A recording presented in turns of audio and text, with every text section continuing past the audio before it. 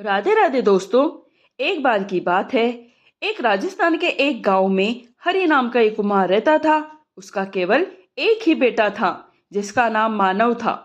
कुम्हार होने की वजह से वे लोग अमीर तो आदमी तो थे नहीं, पर उसने अपने बेटे के बारे में बहुत कुछ सोच रखा था। वह अपने बेटे के खाने और कपड़ों पर बहुत अच्छी तरह से खर्च करता था और अपने बेटे को स्कूल भी भेजता था। धीरे धीरे उसका बेटा बड़ा हो गया और एक सुंदर नौजवान बन गया। अब वह अपनी कमाई अपने आप करने के लायक हो गया था। इसलिए कुमार ने उसकी शादी करने की सोची। कुमार ने अपने बेटे की तरफ देखा तो उसका सीना गर्व से फूल जाता। उसने अपने बेटे की शादी के लिए बहुत अच्छी योजनाएं बना रखी थी, जिसमें उसने बहुत बढ़िया गाना बजाने वालों को बुलाना था, बहुत अच्छी सजावट करवानी थी और बहुत अच्छे फूल भी लगवाने थे और बहुत अच्छा खाना भी खिलवाना था। शादी के बाद उसको अपने बेटे और बहू को हाथी पर चढ़ाकर गांव भर में घुमाना भी था। जैसे अमीर आदमियों के बच्चे हाथी पर चढ़कर शहर भर में घूमने निकलते हैं, वैसे ही वह भी चाहता था उसके बहू और बेटा हाथी पर सवारी करे। उसी गांव में एक तेल बेचने वाला भी रहता था जिसके पास एक हाथी था। वह अपना हाथी कुछ पैसों के बदले में किराए पर दिया करता था। कुम्हार उस तेल बेचने के पास उसका हाथी मांगने गया और उससे उसका हाथी एक दिन के लिए किराए पर ले लिया। उस रात उस कुम्हार ने अपने बेटे और बहू का एक बहुत ही शानदार जुलूस निकाला।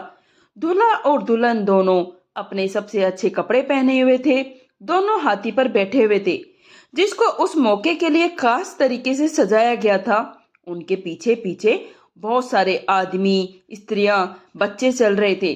ढोल बजाने वालों और गवैया उनके साथ साथ चल रहे थे कि अचानक हाथी गिर पड़ा और मर गया।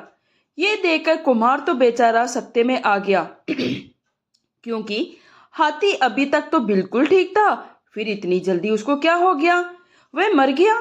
किसी की भी समझ में कुछ नहीं आया उसको अचानक क्या हो गया। कुमार बेचारा रात भर घटनाओं पर विचार करता रहा और अगली सुबह वह तेल बेचने वाले के पास गया और बोला, मुझे बहुत अफसोस है, आपका हाथी मर गया।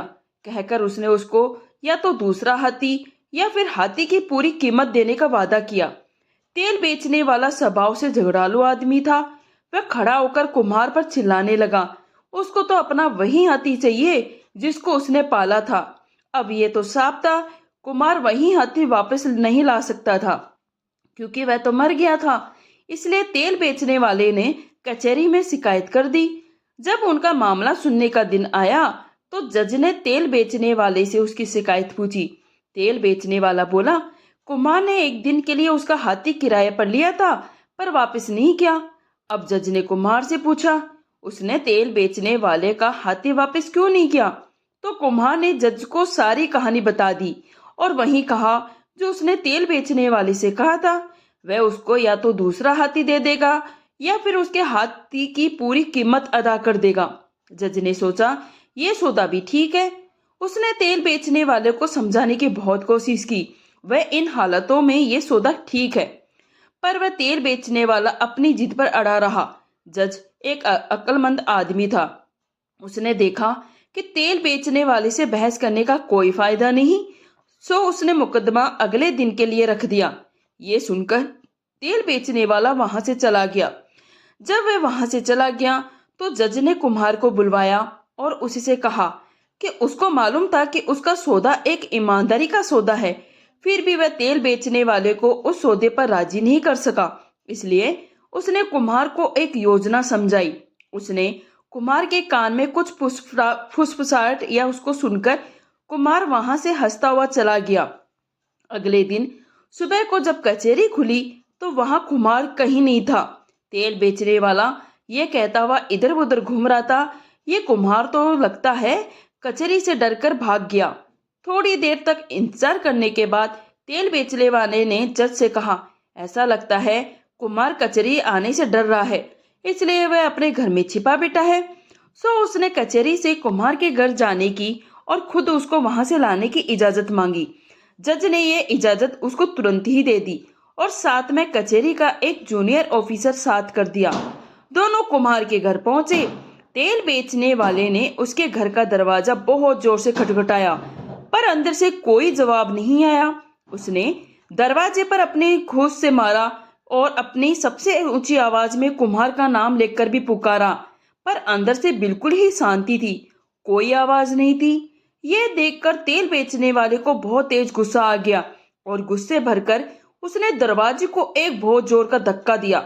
अब उसको ये तो पता नहीं था कि दरवाजे के पीछे कुम्हार ने अपने मिट्टी के बर्तन लगा रखे थे। तो जैसे ही उसने दरवाजे में धक्का मारा तो उसके सारे बर्तन टूट गए। बस उसी समय कुमार अपने पिछले वाले दरवाजे से वहां आ गया और रोते हुए उस पर अपने मिट्टी के बर्तन तोड़ने का इल्जाम लगा दिया। वह बोला, तेल बेचने वाले ने उसके पुरखों के दिए हुए बर्तन तोड़ डाले थे और वे बर्तन अब किसी भी तरह से वापस नहीं लाए जा सकते। अब वह तेल बेचने वाले से अपने वही बर्तन मांगने लगा। अब परेशान होने की बारी तेल बेचने वाली की थी।